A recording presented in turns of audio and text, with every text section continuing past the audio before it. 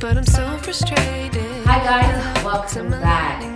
Okay, so today's video, I've actually done this video before on another channel, and I thought it would be good to kind of revisit it and do it again here because I feel like it is so relevant. So today's video is all about why I would never get a job here. Okay, maybe you should never say never. Okay, I won't say never, but why I'm not even trying to get a job here, and neither should you. Now, there are a few reasons for this. Obviously, the biggest reason is going to be obviously the salary, because when you come to Ghana, it doesn't matter how high up you were, wherever you came from. When you come to Ghana, you ain't getting that same salary. Like, you're just not. They don't pay like that. Whether you're a doctor, a lawyer, or whatever, you don't get paid the same way that you did abroad here. You probably get maybe like a third of that if you're lucky, something like that. That was one of the biggest things that shocked me about coming here. I don't know, I've told this story like maybe many years ago. When I first came, I was gonna work at a friend's school, and I was gonna do some teaching at a friend's school, like as like a job. And when she told me the salary, I was like what? It was like, at the time it was like 200 and something pounds, and I was like, how do I even afford to get from my house to there and still have money at the end of it? Like, it made no sense to me. Like, I didn't understand how people did it. It was like the biggest shocker for me ever. But anyway, I don't want to digress too much. But the reason I'm saying that I would never think about getting a job here is simply because I feel like when you make the move to Ghana, especially when it feels like the call has been from within, I think that by moving to Ghana and getting a job, you're almost doing yourself some type of disservice. Now, I said it's not necessarily about money. It's just the fact that it's almost like doing the same thing that you were doing in the West and taking it and doing it here. It makes no sense to me. Like, if you're gonna come here, it means that you almost want to better yourself. You want something, you just want something better for yourself, right? You're like yearning for something different, something more. And so why would you come and put yourself in the same situation again? I don't understand that. So this is probably not an exact example, but when I was in the UK, right, so I used to be like a PA, and I would have a PA job and I would hate it. And then after some time, I would decide to look for another job, and I'd look for another PA job. And I would hate it. And then I'll do the same thing again. And it was almost like this cycle. And instead of me to realize that, hold on, maybe you just hate what you're doing, not that you just need to be doing something else. It's not the actual job where you are. It's you need to do something else. And it's a similar kind of thing like this. So maybe it's that the yearning that you're getting to move to Africa or Ghana or whatever, you need to be doing something else. You can't necessarily do the same thing unless, let me put this disclaimer in because I know some of you are going to say it,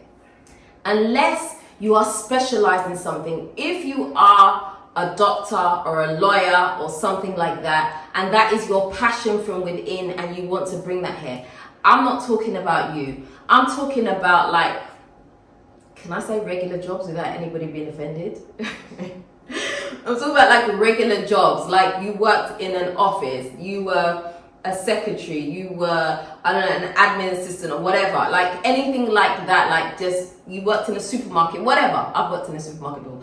Like, you don't want to go from working in Tesco's in the UK to coming to work in Melcom in Ghana. Like, there's no sense to me behind doing that. You need to do something, like, it's an opportunity for you. So when you come here, it's an opportunity to lift yourself up.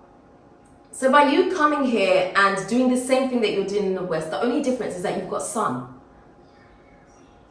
What else is different? This is your opportunity to scale up and be a better version of yourself. And I feel like that's the opportunity that Ghana offers the West. When you're coming from the West, it offers you an opportunity to perhaps do things that maybe there was too much red tape for you to do abroad, it was just too difficult to do abroad, or you were never going to be able to do it because of whatever reason, you were never going to be able to get into that industry. This is your time. You know, you have people that perhaps wanted to be like presenters and stuff like that, and they can never penetrate that market back in the UK or in the States or whatever, wherever, right? And then you come to Ghana, you can do it here. You can start like at such a basic level and get an entrance into this. So you can even start with a YouTube channel, right? And you start interviewing people, and before you realize it, like, you start to build status, people start to know your name, and before you know it, you can get to where you want to get to. And at that point, it's not even necessarily about the money per se, it's because you're doing something that you're passionate about deep within. So I just feel like, why come to Ghana and get a job that you're still going to be miserable in? It just makes no sense to me. I don't understand why people do it. Even if you are lucky enough to have gotten an expat job where they've provided everything for you, that's wonderful, that's great. But you know what? That can only hold you for so long. In my experience, that can only hold you for so long, because you know what? When it comes to jobs, yeah, you know, there's that saying, you're always one step away from being homeless. Is that right? One step, something like that anyway, you know what I'm saying, right? So for me, I'm not a huge fan of jobs. And I think that's always been within me. But it's only when I came here that I kind of realized it more, and it was more like, it really resonated with me. Like, you're so replaceable when you have a job, like anything. Like, you just go sick for like 2 months or a month even, right? And watch how your shoes will be filled. Like, I kid you not. Let me give you this example. So when I was in the UK, right, I was a PA, and I fell pregnant. I fell pregnant as a PA, and I went on maternity leave. When I came back, and I had every intention of going back to work afterwards. I went back to work, but I will say this, okay? I went back to work, and surprise, surprise, I didn't realize I was pregnant again. But anyway, I don't think I'd even got to that point of even telling them. But they had obviously put someone there to fill my spot. Now, when I came back, they decided that they want to make me redundant. Gone. I was gone to that. I mean, I sued them anyway, but still. We won't talk about that because I had to sign something. But anyway, yeah. So that's how easily replaceable you are. Like, I just feel like jobs are awesome, and I know that not everybody can be an employer or run a company, and I fully get that. But what I'm saying is, do something that makes you passionate, that makes you happy, that you're happy to wake up in the morning and say, yes, I'm going to challenge this today. I cannot wait to start my day. Do you know how many days I spent in the UK waking up miserable? Like, set my alarm, snooze, snooze, snooze, snooze, snooze. Like, on Sunday night, I'm dreading, like literally dreading the next, like I can't even enjoy my Sunday, because the next day I'm dreading because I have to wake up to go to work. For me, I'm not about that life no more. I'm sorry. I realize that my life is so precious that I cannot be that person that wakes up and is just dreading something. Like, I'm literally working to make money to survive. Do you notice how I didn't say to live, to survive? Because the money that you're making is just meeting your bills. You're just paying your bills, and that's it. You're not living. You're not really experiencing what is out there. You're not experiencing different cultures. You're not experiencing different things. There's so many things in the world that many of us will die without having ever experienced.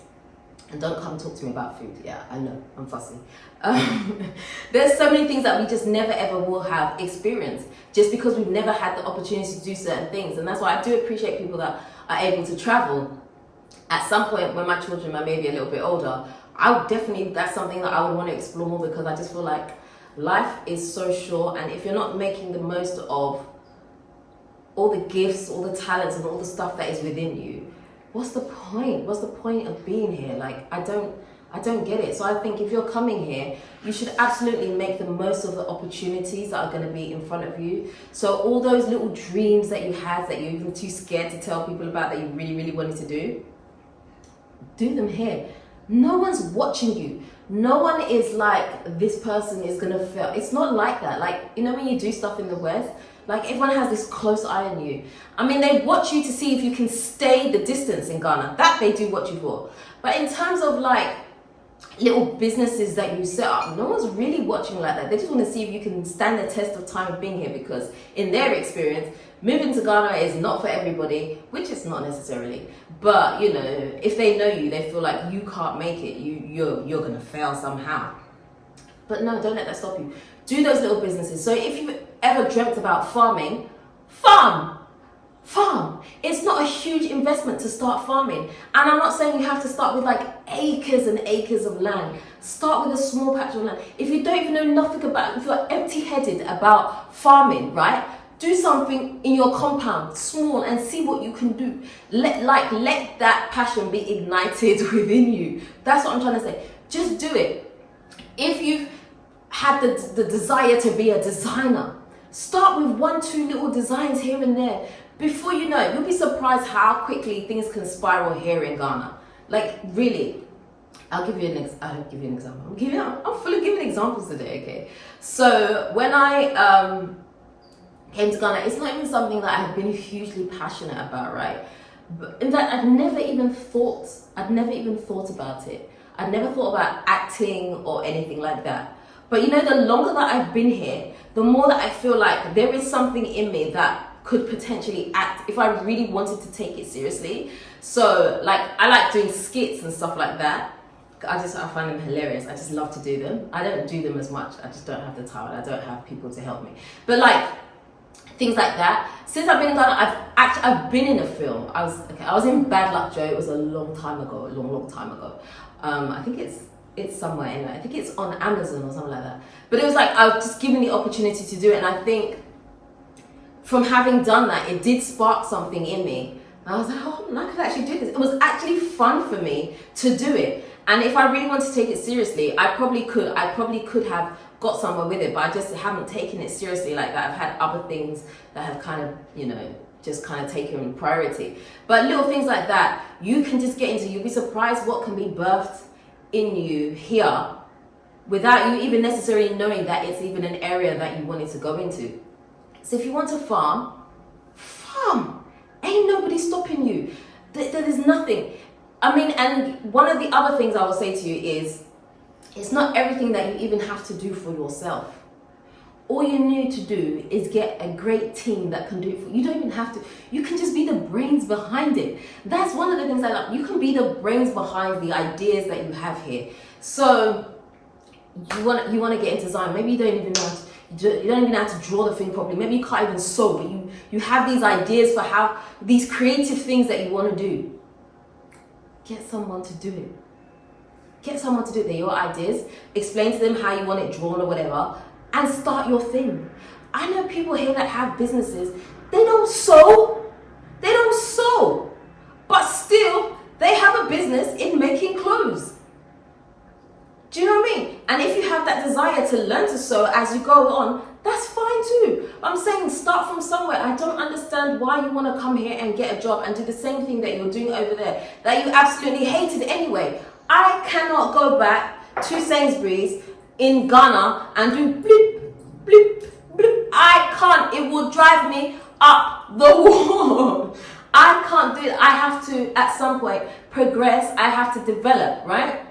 So sometimes when I look at people who are further along than me, and sometimes I think to myself, like, what have I done wrong? Like, where did I go wrong in terms of being able to do some of the things that I've secretly dreamt of, being passionate enough to take that step? Like, how have I not got there yet? And sometimes I sit down and I think about it, and I give myself a hard time sometimes. Like, I'm really hard on myself at times. I just think partly it's because I guess maybe my parents didn't really push me in that direction, because if you're young, you need the push, right? But as you get older, you have to push yourself if you want to do it. And, you know, I wasn't born into money.